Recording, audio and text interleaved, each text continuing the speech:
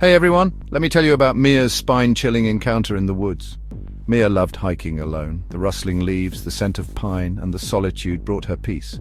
But this time the woods felt different. As the sun was setting, she reached a clearing to set up camp. That's when she noticed it, a crudely carved wooden figure standing at the edge of the clearing. It resembled a person, but its face was featureless.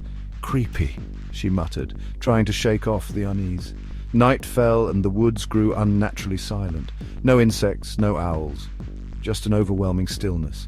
Lying in her tent, Mia struggled to sleep. Then she heard it. Footsteps, slow, deliberate steps circling her campsite.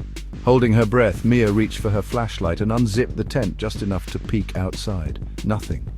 The wooden figure still stood in its place, unmoved. Yet the footsteps continued, crunching leaves just beyond her sight. Her heartbeat pounded in her ears. "It's just an animal," she told herself, but animals don't move in perfect circles. She forced herself to lie back down, gripping her flashlight like a weapon.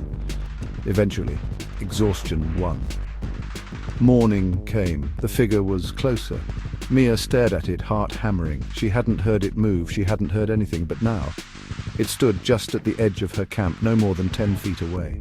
The faceless head seemed to tilt, as if watching her.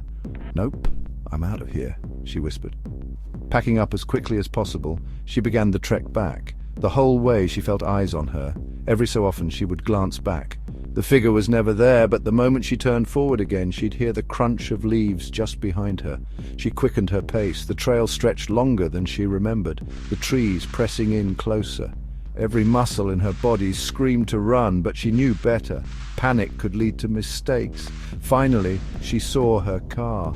Relief flooded her. She broke into a sprint, yanked open the door and threw herself inside, locking it.